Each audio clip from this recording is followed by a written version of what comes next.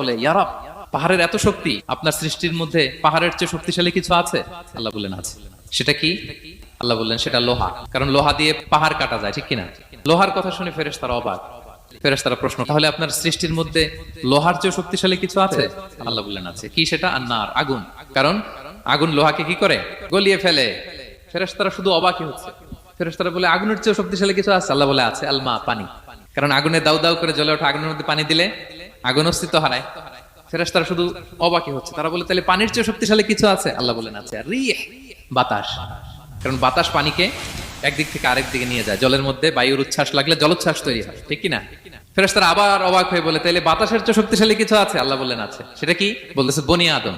ওই মানুষ শক্তিশালী যে গোপনে দান করে, এত গোপনে যে ডান হাত কি দান করলো, বা হাত সেটা টের পায় না। পড়েন সুবহানাল্লাহ।